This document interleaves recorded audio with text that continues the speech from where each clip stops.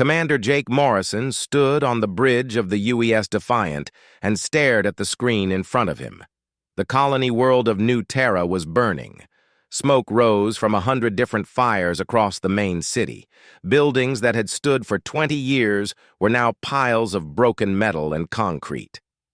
"Sir, we have survivors in Sector 7, Lieutenant Amy Harper said from her station. Her voice was tight and angry.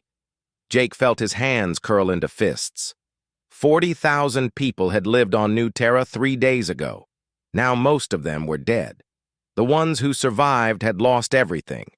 This was not supposed to happen. 15 years ago, humanity had signed a treaty with the Galactic Council. The treaty was called the Accord of Stars. Humans agreed to stay in their part of space. They followed every rule. They paid every fee. They did everything the Council asked. In return, the Council promised to protect human colonies. They promised fair treatment. They promised humans could trade with other species and live in peace. But the Council had lied. The Zinthir Dominion attacked without warning. The Zinthir were big reptile creatures who had been part of the Council for thousands of years. Their warships came down on 3 human colonies at the same time. They said the planets belonged to them because of some old map from before humans even left Earth. When Ambassador Diana Cole went to the Council to complain, they would not listen. The Council members would not even look at the proof she brought. Instead, they said it was humanity's fault. They said humans were taking land that did not belong to them. This was a lie. The Council had approved those exact colony sites when the treaty was signed. Jake watched rescue shuttles bring survivors onto his ship. Many people were hurt. All of them looked scared and lost. One of the survivors was Dr. Helen Gray. She had been the chief medical officer on New Terra. Helen came to the bridge with a data pad in her shaking hands. "Commander, you need to see this," she said. Jake took the pad and looked at the attack patterns. His stomach turned cold. The Zinthir had not attacked military targets. They hit schools first, then hospitals, then the parts of the city where families lived. "They wanted us to know our place," Helen said quietly. "This was not about the land. This was about showing us we do not matter." Jake sent all the data back to Earth. Fleet Admiral Kevin Harris called an emergency meeting with President Laura Bennett and all the top military commanders. They looked at every piece of evidence. They checked communications that humans had secretly recorded.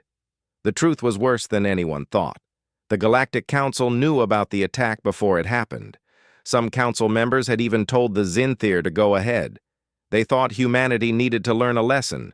They thought humans were too proud and needed to be put in their place. "They think we are weak," Admiral Harris said. His old face was hard as stone. "They think because we have been peaceful, we cannot fight." President Bennett looked around the table at her generals and admirals. "Then we show them they are wrong. Get the fleets ready.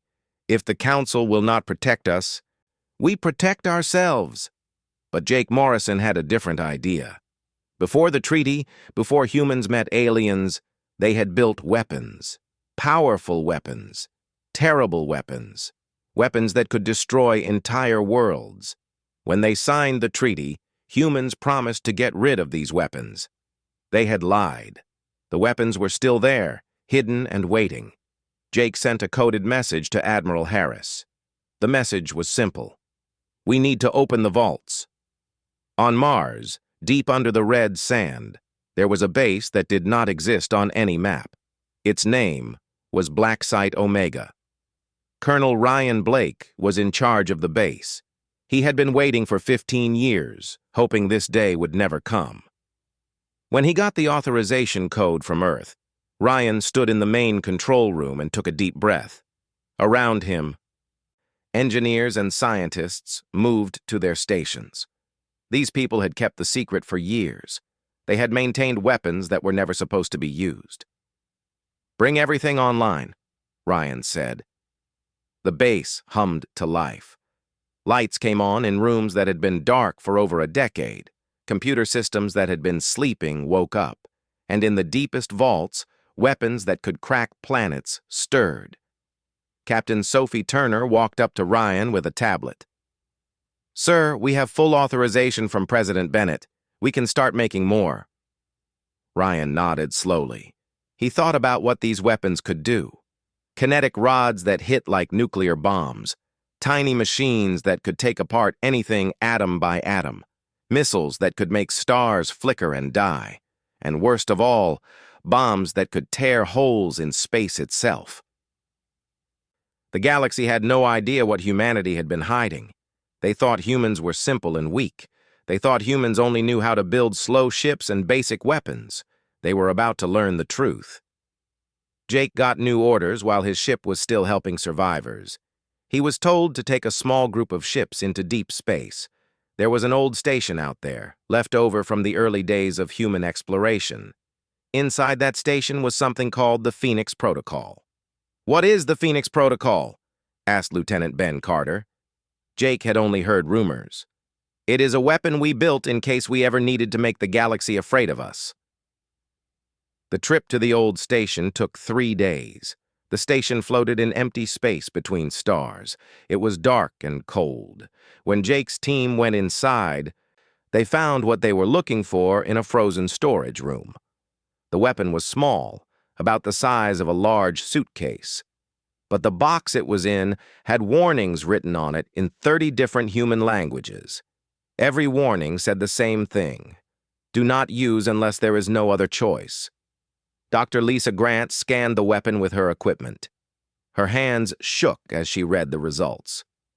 "Commander, this is a reality fracture bomb. It does not just blow things up. It rips holes in space. The damage would last forever." Jake understood now why this weapon had been hidden away. It could destroy whole star systems. It could leave nothing but empty void where planets and stars used to be. It was the ultimate threat. And it proved that humanity had always been more dangerous than anyone knew. Back on Earth, Admiral Harris worked with Ryan Blake to speed up production. They had maybe 6 weeks before the Zinthir attacked again. Maybe 8 weeks if they were lucky. Intelligence reports said the Zinthir were building a huge fleet. The target was Earth itself. But humanity was not getting ready to defend. They were getting ready to attack. They were getting ready to send a message the whole galaxy would never forget. President Bennett spoke to everyone on Earth and all the colonies. Her speech was broadcast to every human in space. "We tried to be peaceful. We kept our promises. But the galaxy thinks peace means we are weak. They think they can kill us and nothing will happen. It is time to show them who we really are. We are humanity. We do not give up. We do not surrender. And we will not die quietly." In living rooms and bars across Earth, people watched their president speak. Some cried, some cheered. All of them felt the same thing: pride, anger, and determination. The galaxy had made a mistake. They had pushed humanity too far. Now they would learn what humans were really capable of when survival was at stake. Jake Morrison looked at the Phoenix Protocol sitting in his ship's vault. He thought about the Sentinel platforms being built on Mars. He thought about the nanite swarms and the star killers and all the other nightmares humanity had created. "They wanted to see what we could do," he said quietly to himself. "Now they will see, and they will wish they had left us alone." Colonel Ryan Blake watched as machines that had not moved in 100 years came back to life. The lights in Black Site Omega flickered and then glowed steady. Computer screens showed green status lights one by one. Deep under the surface of Mars, humanity's hidden arsenal was waking up. "All systems are online, sir," said one of the engineers at a control station. Ryan nodded. He had spent 15 years maintaining these weapons in secret. He had hoped he would never need to use them. That hope was gone now. The galaxy had shown its true face, and it was ugly. Captain Sophie Turner came to stand beside him. She held a data pad with orders from Earth. "President Bennett has authorized full production. We can build as many as we need." Ryan looked at the massive factory floor below. Robotic arms waited in the darkness, ready to build weapons of war. Start with the Sentinel platforms. We need at least 30 of them around Earth and the core colonies. The Sentinel platforms were the most advanced defense system humanity had ever created. Each one was the size of a small building. They could fold space around themselves to hide, and their weapons could make things stop existing, not blow up, not break apart, just cease to be, as if they had never been there at all. "How long until the first platform is ready?" Ryan asked. 6 days for the first one. After that, we can make 3 per day. Ryan did the math in his head. In 6 weeks, they could have over 100 platforms. That would be enough to protect all of human space. It would also be enough to strike back if they needed to, but the Sentinel platforms were just the beginning. The factories started building other weapons, too. Kinetic bombardment satellites that could drop tungsten rods from orbit. Each rod would hit the ground with the force of a nuclear weapon, but without the radiation. Clean destruction that left nothing but craters. Then there were the nanite swarms. Billions of tiny machines, each one smaller than a blood cell. They could be programmed to take apart anything. Ships, planets, even stars if given enough time. The nanites would work together, breaking down matter into its basic atoms. A planet hit by a nanite swarm would simply dissolve into a cloud of raw materials. Dr. Lisa Grant arrived at Black Site Omega 3 days after production started. She had been working with Jake Morrison, but Admiral Harris ordered her to Mars. She was the only person alive who fully understood how the quantum disruption torpedoes worked. "I need to see the fabrication specs," Lisa said as soon as she arrived. Sophie took her to the weapons lab. The torpedoes were beautiful in a terrible way. They did not carry explosives. Instead, they carried devices that could manipulate space and time. When a torpedo hit its target, it would create a bubble where the normal rules of physics stopped working. Inside that bubble, matter could not exist. Stars would flicker out. Planets would vanish. And when the bubble collapsed, everything inside would be gone. "We have enough materials to build 200 torpedoes," Sophie told Lisa. Lisa ran her hand along one of the half-built weapons. 200 is enough to extinguish every star in Zinthir space. We could leave them in permanent darkness." "Will we need to?" Sophie asked. Lisa was quiet for a moment. "I hope not. But we need them ready just in case." Meanwhile, Jake Morrison and his small fleet arrived back at Earth with the Phoenix Protocol. The weapon was taken immediately to the highest security facility on the planet. Only 5 people were allowed to see it. President Bennett was one of them. She stood in the vault and looked at the small case. "This could destroy a solar system?" "Yes, ma'am," Jake said. "It tears a hole in reality itself. The hole would grow and consume everything nearby. Stars, planets, all of it. The hole might even keep growing. We are not sure because we never tested it." "And we built this?" Bennett asked. "We built 3 of them. The other 2 are still in storage." Jake paused. "Ma'am, we built these a long time ago when we were afraid. Afraid of what might be out there in space. Afraid we might meet something we could not fight." Bennett nodded slowly. "And now we know what is out there. Species that smile and sign treaties, then stab us in the back." She turned to look at Jake. "Keep all 3 weapons ready. I do not want to use them, but I want the option." Across human space, more secrets came out of hiding. On the moon, weapons designers unsealed labs that had been closed for decades. They started working on improvements to the old designs. Faster missiles, stronger armor, better shields. On Europa, one of Jupiter's moons, scientists activated mining equipment that had been disguised as research stations. They began harvesting materials needed for the new weapons. Ice, metal, rare elements. Everything that Mars needed was shipped out within days. Fleet Admiral Kevin Harris coordinated it all from his headquarters on Earth. He had a wall covered with screens showing production numbers, fleet positions, and enemy movements. The Zinthir were gathering their forces. Intelligence said they would be ready to attack in 5 weeks. "We will be ready in 4, Harris told his staff. But being ready was not enough. Harris knew that humanity needed to send a message first. A message so clear and so terrifying that the entire galaxy would understand. Humans were not prey. Humans were predators who had chosen to be peaceful. That choice could be unmade. Harris called Jake Morrison into his office. "Commander, I have a special assignment for you." Jake sat down and waited. "We are going to give a demonstration," Harris said. "We are going to show the galaxy what these weapons can do. And you are going to be in charge." "What kind of demonstration, sir?" Harris pulled up a star map. He pointed to a system on the edge of Zinthir territory.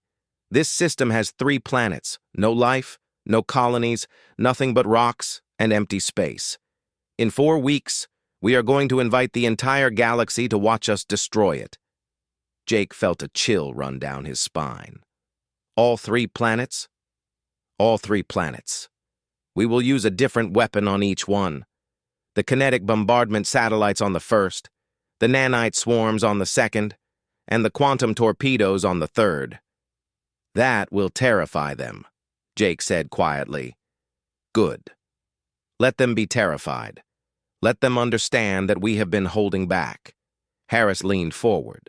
"The Zinthir attacked our colonies because they thought we were weak. The Council let them do it because they thought we would not fight back. We are going to show them both how wrong they were." Jake stood up. "When do we leave?" "Tomorrow. Take your best ships and your best crews. And Jake, make sure every sensor, every camera, every recording device works perfectly. I want the entire galaxy to see this in perfect detail." That night, Jake stood on the observation deck of the Defiant and looked at Earth below. The planet glowed with lights from cities and spaceports. Billions of people lived down there. They were counting on him, counting on all of humanity's soldiers and scientists to keep them safe. He thought about the weapons they were preparing to use. Weapons that could crack planets. Weapons that could kill stars. Weapons that could tear holes in space itself. These were not the weapons of explorers or scientists. These were weapons of war, weapons of genocide if used without restraint. But Jake understood something the Galactic Council did not. Humans had built these terrible weapons and then chosen not to use them. They had chosen peace. They had chosen cooperation. Not because they were weak, but because they were strong enough to make that choice. Now the galaxy had taken that choice away. The galaxy had forced humanity's hand, and the consequences would echo across the stars for generations to come. Ryan Blake sent a final report to Admiral Harris. All weapons systems were operational. Production was ahead of schedule. The Sentinel platforms were being deployed around Earth and the major colonies. The kinetic satellites were in position. The nanite swarms were ready. The quantum torpedoes were loaded onto ships. Humanity was ready for war. And if the Galactic Council had any sense at all, they would do everything possible to avoid that war. But Jake Morrison was not optimistic. He had seen the contempt in the eyes of the Council members. He had heard the dismissive tone in their voices. They did not respect humanity. They did not fear humanity. That was about to change. Ambassador Diana Cole walked into the Galactic Council chambers for the first time since the attack on New Terra. The huge room was carved from a single asteroid. It could hold representatives from 200 different alien species. Every seat fell silent as she entered. Diana did not go to her usual seat in the outer ring where young species had to sit. Instead, she walked straight to the center floor. That space was only for council founders and honored guests. "You break protocol, human," the Zinthir representative said. His name was Counselor Vexthor. He was a large reptile creature with scales that shimmered green and black. His voice came through a translator device. "Go back to your place." Diana ignored him. She activated a small device in her hand. Images appeared in the air above the council floor. Burning buildings, dead children lying in the streets, hospitals reduced to rubble. 3 weeks ago, the Zinthir Dominion attacked 3 human colonies. They broke the Accord of Stars. When I brought proof of these crimes to this council, you sent me away. You told me humanity was taking land that did not belong to us. The council members shifted in their seats. Many of them would not look at the images floating in the air. Today, I am not here to beg for justice, Diana said. Her voice was cold and clear. I am here to give you a warning. Humanity will defend itself. We will use any weapon we have. We ask one last time. Will the Galactic Council honor its treaty? Will you condemn what the Zinthir did? High Counselor Termal spoke.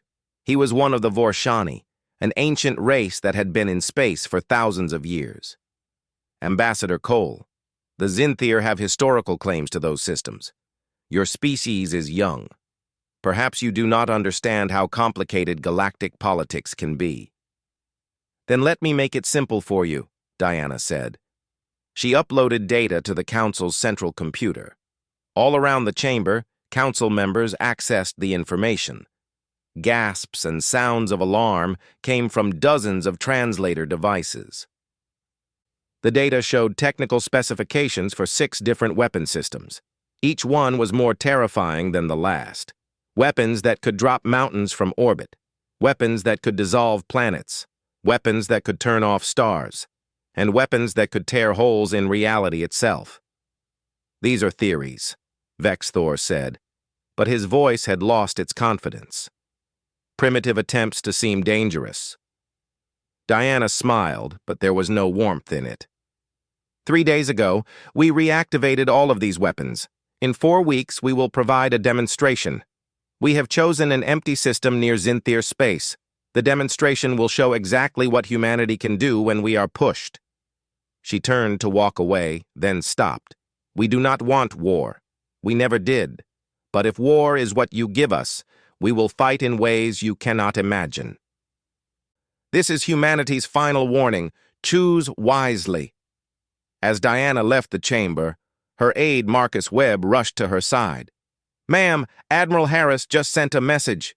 The Zinthir are moving their entire fleet. They are calling our bluff. It is not a bluff, Marcus, Diana said quietly. Make sure every species in the galaxy gets the coordinates for our demonstration. I want them all watching. The news spread across the galaxy faster than light. Humanity was going to demonstrate its weapons. Humanity, the young species that everyone thought was harmless, was going to show what it could really do. Some species were curious. They sent observation ships to watch from a safe distance. Other species were terrified. They recalled their diplomats from human space and sealed their borders. And some species, like the Zinthir, were angry. They saw the demonstration as an insult that demanded a response. Jake Morrison arrived at the test system with 50 warships. The system had 3 dead planets orbiting a small yellow star. No life had ever existed here. No colonies would ever be built here. It was perfect for what they needed to do. All ships, take your positions, Jake ordered. Make sure every sensor is working. The galaxy is watching. And they were watching. 47 different species had sent ships to observe. They stayed far back, outside the danger zone. Their sensors were trained on the 3 planets that were about to die. Colonel Ryan Blake arrived with the main weapons. His ship carried the kinetic bombardment satellite, the nanite swarm canisters, and the quantum torpedoes. When he met with Jake on the Defiant, both men were quiet for a long moment. Are we sure about this? Ryan asked. Once we do this, there is no going back. The galaxy will never see us the same way. Jake looked at the peaceful planets on his screen. They took that choice away from us. They attacked our people. They killed our children. They thought we would just accept it because we are young and small. So we show them what young and small can do when angry, Ryan said. Exactly. The countdown began. Back on Earth, President Bennett watched with her entire cabinet. On Mars, scientists and engineers stopped work to see the results of their labor. On every human colony, people gathered around screens. The first weapon activated right on schedule. It was called Hammer of Sol. From orbit above the first planet, a satellite released a single tungsten rod. The rod was no bigger than a telephone pole. But it fell toward the planet at incredible speed. When it hit, the explosion was massive. The impact had the same energy as a nuclear bomb. The planet's crust cracked. A shock wave spread around the entire world. Mountains collapsed. Valleys formed where flat ground had been. In seconds, the geography of an entire planet changed. The watching alien ships recorded everything. Their sensors showed the power of the impact. One rod, one planet permanently scarred.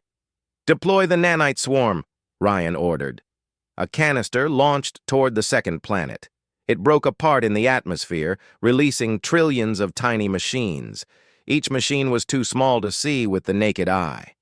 But together, they could do the impossible. The nanites spread across the planet's surface. Then they began to work. Mountains started to collapse, but not from explosions. They collapsed because the nanites were taking them apart, atom by atom. Oceans disappeared as the nanites separated water into hydrogen and oxygen. The ground itself dissolved into clouds of organized elements. In 3 hours, the entire surface of the planet was gone. The nanites did not stop until they reached the core. Where a planet had been, now there was only a neat cloud of raw materials floating in orbit. "They just took apart a planet," one of the Vorshani observers said. His transmission was picked up by other ships.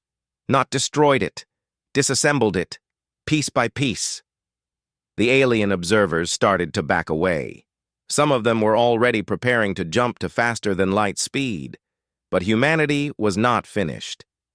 Dr. Lisa Grant activated the quantum disruption torpedoes.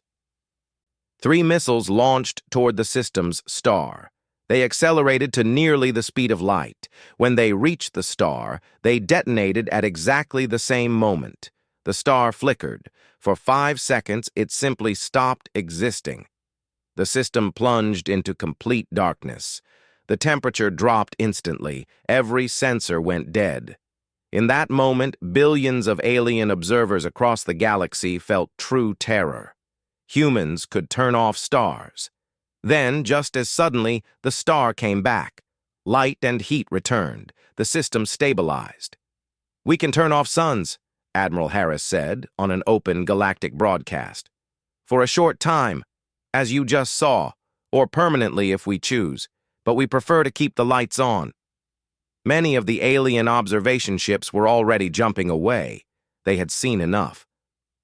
But Jake Morrison had one more demonstration to give.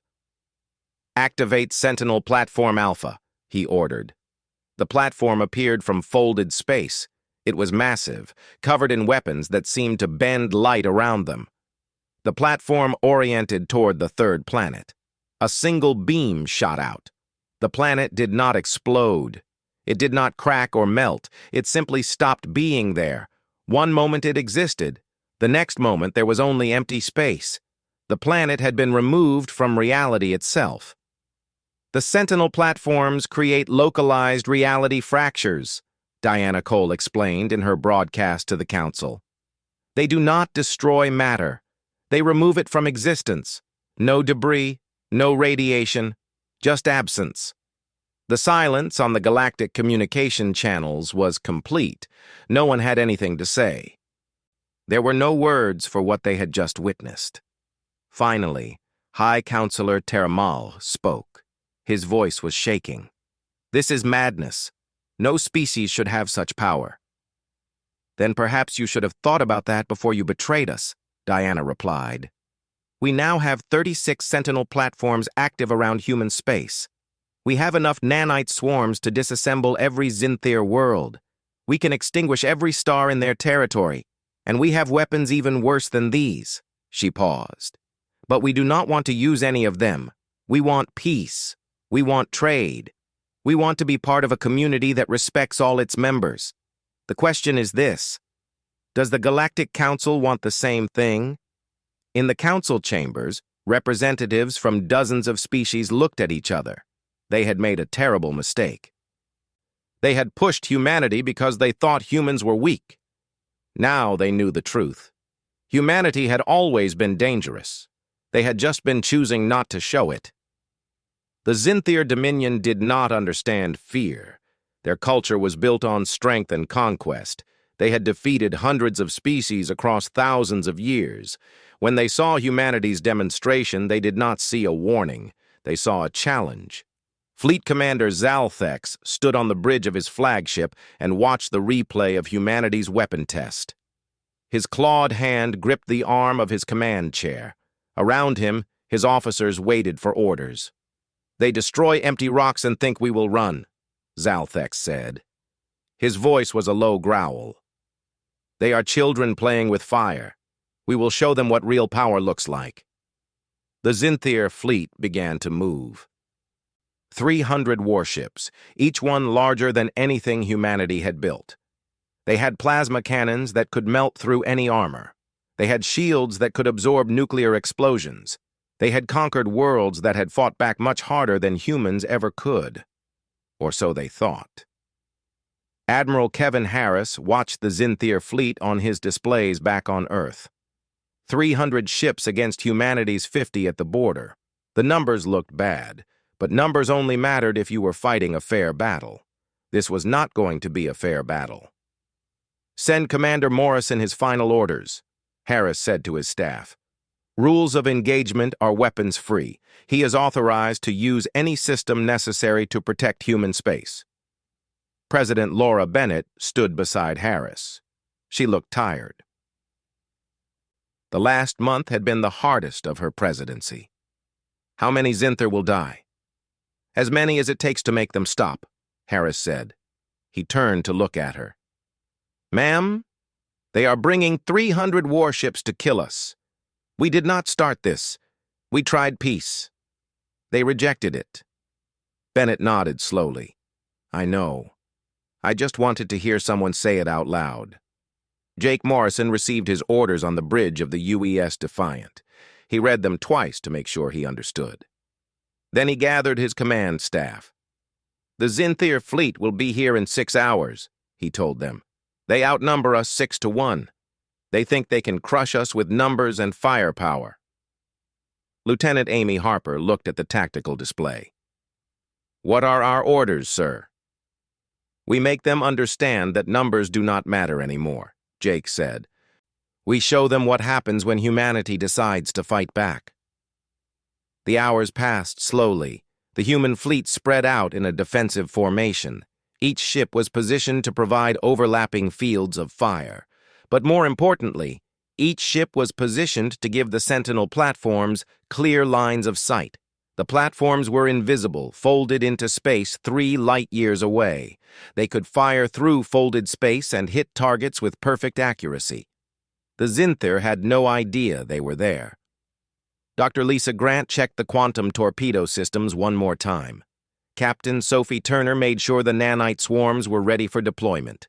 Every weapon system humanity had built was armed and waiting. The Zinthir fleet dropped out of faster-than-light travel right on schedule. 300 massive ships appeared on every sensor. They formed up into a wall of metal and weapons. "Open a channel to their flagship," Jake ordered. The face of Fleet Commander Zalthex appeared on the main screen. He was even larger than Jake expected. His scales were covered in battle scars. His eyes were cold and reptilian. "You are outnumbered 6-1, human," Zalthex said. His translator made his voice sound like grinding metal. "Surrender now, and your deaths will be swift." "Commander, I am sending you coordinates for a nearby empty system," Jake replied. His voice was calm. "Take your fleet there. Leave human space. This is your final warning." Zalthex laughed. It was a harsh, unpleasant sound. "You show us weapons used on dead worlds and think we will fear you? We are Zinthir. We have conquered 100 civilizations. What are you but children with dangerous toys? Then I will make this simple. Jake said. In 60 seconds, one of your ships will cease to exist. Choose which one, or I will choose for you. The Zinthir commander's eyes narrowed. You dare threaten us? 30 seconds, Jake said. Zalthex cut the transmission. His fleet began to spread out into attack formation. They expected missiles or energy weapons they could shoot down. They expected something they could defend against. They were wrong. At exactly 60 seconds, a Zinthir destroyer simply vanished. No explosion, no debris, no warning. One moment it was there on every sensor, the next moment it was gone. Only confused transmissions from nearby ships marked where it had been. That was Sentinel Platform Beta, Jake transmitted on an open channel. It was positioned 3 light-years away. Your fleet is currently being targeted by 5 more platforms. You have 5 minutes to begin your withdrawal from human space. For a long moment, nothing happened. The Zinthir fleet held its position. 300 ships ready to attack. Jake could see weapon systems powering up on his sensors. Then, slowly, one ship turned away. Then another. Then a dozen more. Zalthex roared orders at his fleet, but the fear had already taken hold. His captains had seen a ship simply stop existing. They had no defense against that. No shields, no armor, no tactics, just instant death with no warning. This is not over, human, Zalthex transmitted. His voice shook with rage. The Council will hear of this aggression. The Council will hear that you attacked us without cause, and we defended ourselves with minimal force, Jake corrected. You lost 1 ship out of 300. Be grateful it was not all of them. Now leave before I change my mind. The Zinthir fleet turned and jumped away. 300 ships running from 50. The entire galaxy watched it happen. The news spread instantly. Humanity had faced down the Zinthir and won without firing more than a single shot. But the battle was not over. Not really.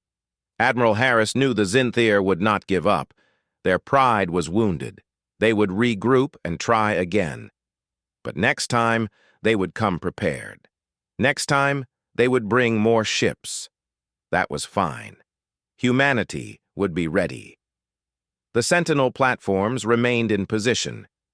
Invisible guardians watching over human space. The nanite swarms stayed loaded in their canisters. The quantum torpedoes waited in their tubes, and deep in the vaults on Mars, the Phoenix Protocol remained sealed. President Bennett addressed the nation that night. Today, humanity showed strength, not through aggression, but through resolve. We did not start this conflict. We did not want it, but we will finish it if we must. She looked directly into the camera. To the Galactic Council, I say this. We want peace. We want to be partners in a community of species. But we will not be victims. We will not be ignored. And we will never again be betrayed. Jake Morrison stood on the observation deck of the Defiant and watched the stars. Lieutenant Amy Harper came to stand beside him. We won, sir, she said. We survived, Jake corrected. Winning comes later. Winning is when they accept us as equals. When they respect us not because they fear us, but because they understand us. Do you think that will happen? Jake was quiet for a moment. I hope so, because if it does not, then we will have to keep showing them our weapons, and eventually we might have to use them for real. I do not want that. No one should want that. Amy nodded. What do we do now? Now we wait, we watch, and we stay ready. Across the galaxy, the Galactic Council went into emergency session. They argued for 3 days straight. Some members wanted to declare war on humanity. Others wanted to negotiate. A few wanted to pretend nothing had happened. But they all agreed on one thing. Everything had changed. The young species from Earth was not young anymore. Humanity had shown teeth. And those teeth were sharper than anyone had imagined. High Counselor Terramal called for a vote. The question before us is simple. Do we accept humanity as an equal member of this council? Do we give them the respect and protection they were promised? Or do we continue to treat them as children? The vote took hours. In the end, it was close. But the result was clear. Humanity would get a seat at the Central Council, full membership, full voting rights, and full protection under galactic law. Ambassador Diana Cole received the news with mixed feelings. They had won what they wanted, but the cost had been high. Trust was broken. Fear had replaced cooperation. The galaxy would never look at humanity the same way again, but perhaps that was necessary. Perhaps the galaxy needed to understand that humanity was not harmless, that peace was a choice, not a weakness. Diana prepared to return to the council chambers for the formal ceremony. This time, when she walked to the center floor, no one would tell her to go back to her place. This time, that place was hers. The formal ceremony took place 3 weeks after the Zinthir fleet retreated. The Galactic Council chambers were filled to capacity. Representatives from every species in known space had come to witness this moment. Humanity was being granted full council status. Ambassador Diana Cole walked across the chamber floor in silence. This time, no one questioned her right to be there. She climbed the steps to the central platform where High Counselor Termal waited. Ambassador Cole, on behalf of the Galactic Council, I recognize humanity as a full member with all rights and privileges, Termal said. His voice was formal but respectful. Your species has earned its place among us. Diana accepted the ceremonial data crystal that contained the updated treaty. Humanity thanks the Council for this recognition. We look forward to working with all species toward peace and prosperity. But both of them knew the truth. This was not about gratitude or cooperation. This was about fear. The galaxy had seen what humanity could do, and they wanted to keep those weapons pointed away from them. Diana returned to Earth as a hero. People cheered in the streets. President Laura Bennett personally thanked her for her service. But Diana felt empty inside. She had wanted humanity to be accepted for their contributions, their ideas, their potential. Instead, they were accepted because everyone was afraid of them. Commander Jake Morrison received a promotion to captain and command of a new flagship. The UES Defender was the most advanced ship humanity had ever built. It carried Sentinel targeting systems, nanite deployment tubes, and a full complement of quantum torpedoes. Congratulations, Captain, Admiral Kevin Harris said as he handed Jake the command codes. You have earned this. Jake looked at the sleek new ship through the window of Harris's office. Sir, are we building more ships like this? 20 more are under construction. We are also building 100 new Sentinel platforms. Harris sat down at his desk. The galaxy knows we can fight now. We need to make sure they know we can keep fighting if we have to. Will we have to? Jake asked. Harris was quiet for a moment. I hope not. But hope is not a strategy. We prepare for the worst and work toward the best. The Zinthir Dominion did not attend the ceremony. Fleet Commander Zalthex had been removed from command in disgrace. The new commander was younger and, according to intelligence reports, more cautious. The Zinthir pulled back from their border with human space and began fortifying their own worlds. They were afraid. Everyone was afraid. Colonel Ryan Blake remained on Mars, overseeing the weapons production. Black Site Omega was no longer a secret. The entire galaxy knew about it now. They knew about the weapons stored there. They knew about the platforms and the swarms and all the terrible things humanity had built. Do you think we did the right thing? Captain Sophie Turner asked him one day as they watched a new Sentinel platform being assembled. Ryan considered the question carefully. We did what we had to do. The galaxy was not going to respect us unless we showed strength. Now they respect us. Whether that is right or wrong, I cannot say. Dr. Lisa Grant was transferred to a new research facility on Europa. Her assignment was to develop even more advanced weapons, not because humanity wanted to use them, but because they needed to stay ahead. If the galaxy ever caught up, if they ever learned to duplicate human technology, then the balance of power would shift again. "I became a scientist to explore the universe," Lisa said to a colleague. "Now I build weapons that can destroy it. How did we get here?" Her colleague had no answer. None of them did. President Bennett addressed the United Nations 6 months after the crisis began. "We have secured our place in the galaxy. We are now recognized as equals among the stars. But we must remember how we got here. We must remember the cost." She paused and looked around the assembly. "We showed the galaxy our weapons because we had no choice. But we must never forget that those weapons exist. We must never become comfortable with them.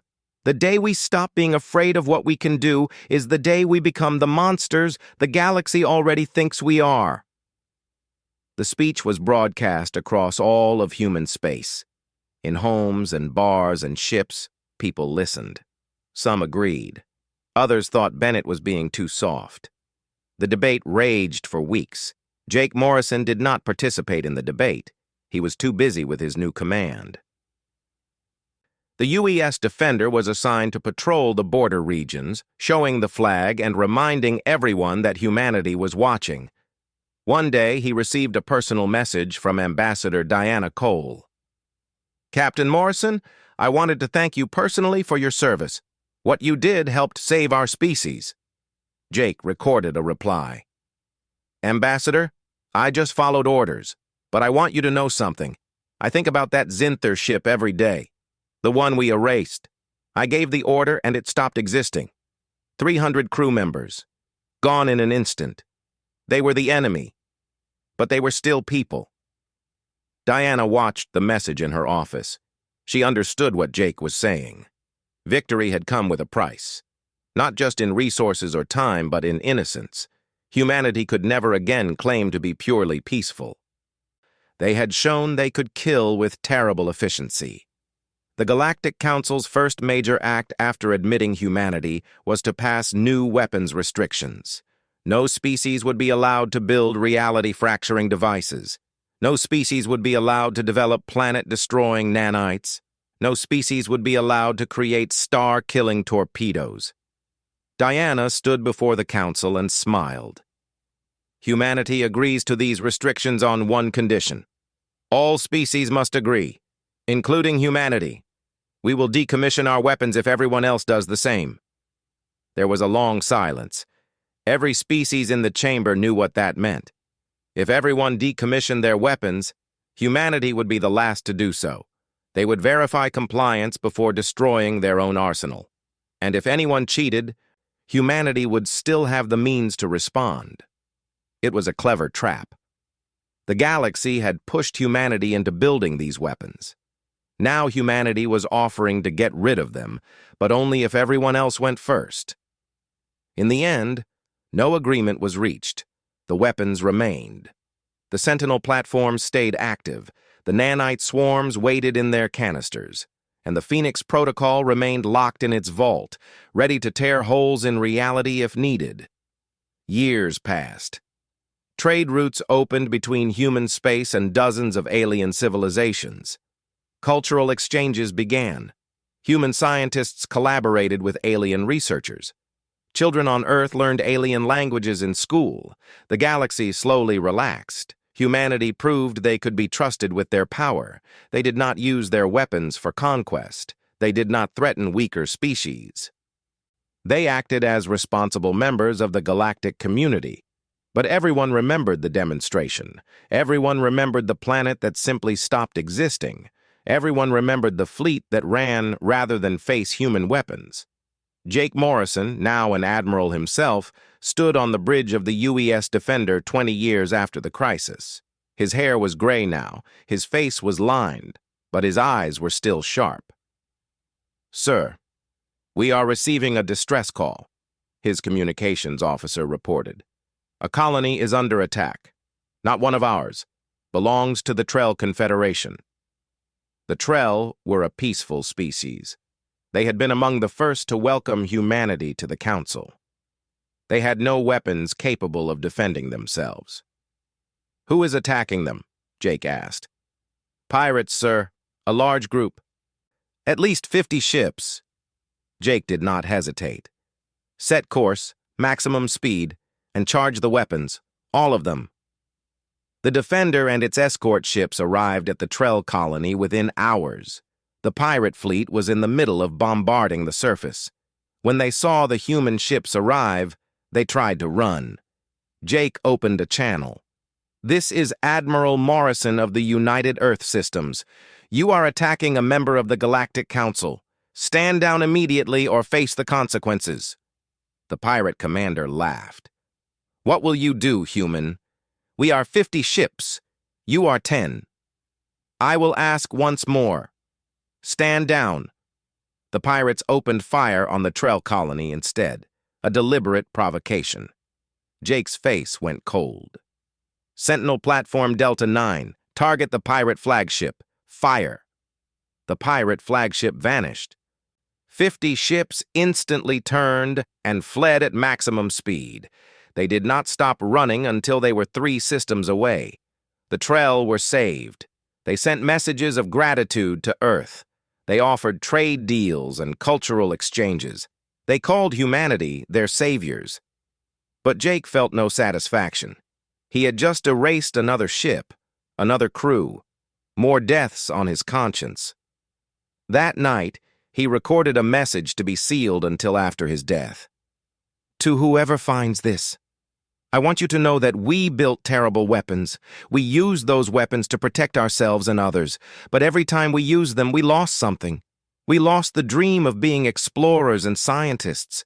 We became soldiers and killers. We did what we had to do. But I want future generations to know it was not glorious. It was necessary." There is a difference. Humanity continued to grow and expand.